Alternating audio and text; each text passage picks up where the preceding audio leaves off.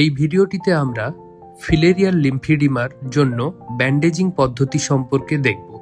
Bandage বিভিন্ন আকারে পাওয়া যায়, যেমন 6, 8, 10, 12 কিংবা 15 সেন্টিমিটার দৈর্ঘ্যের।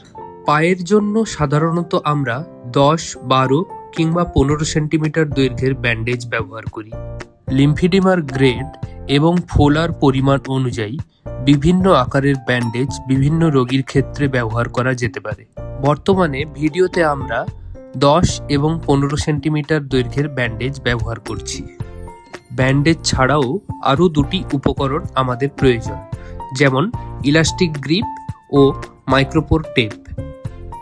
প্রথমে ব্যান্ডেজটি পায়ের উপর স্থাপন করুন এবং রোল করা ব্যান্ডেজটিকে বাইরের দিকে ধরে রাখুন। এখন ব্যান্ডেজটিকে ইংরেজি সংখ্যা 8-এর আকৃতিতে আপনার পায়ে পেঁচানো শুরু করুন, যাতে আড়াআড়িভাবে ব্যান্ডেজটিকে পেঁচানো সম্ভব হয়।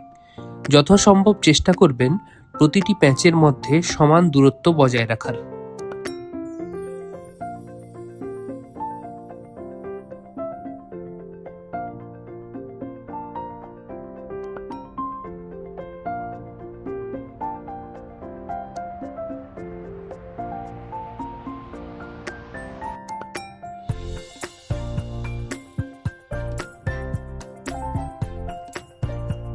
পেঁচানো শেষ হলে ইলাস্টিক গ্রিপ অথবা মাইক্রোপোর টেপ দিয়ে ব্যান্ডেজের শেষ অংশটিকে আটকে দিন।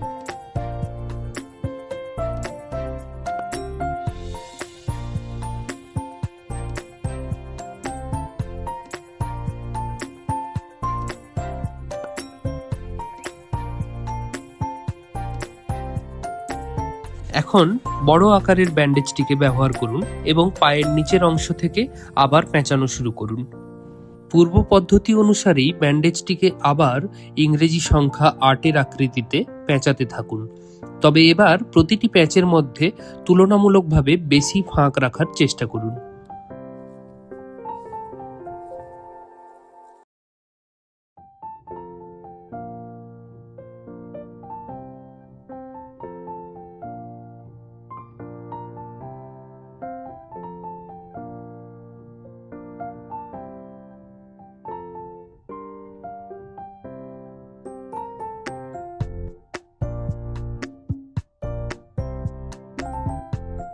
পুনরায় পেঁচানো শেষ হলে ব্যান্ডেজের শেষ প্রান্তে মাইক্রোপোর টেপ অথবা ইলাস্টিক গ্রিপ লাগিয়ে দিন।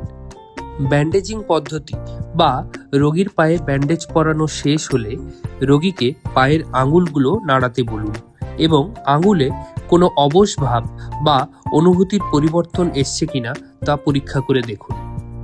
ব্যবহৃত ব্যান্ডেজের যত্ন এবং পরিচ্ছন্নতা বজায় রাখা খুবই গুরুত্বপূর্ণ।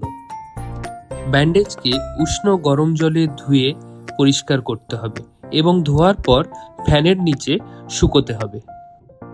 ধোয়ার পর ব্যান্ডেজকে কখনোই খুব জোরে পাক দিয়ে বা মোচড় দিয়ে জল বের করার চেষ্টা করবেন না, এতে ব্যান্ডেজের স্থায়িত্ব এবং কার্যকারিতা দুটোই কমে যায়।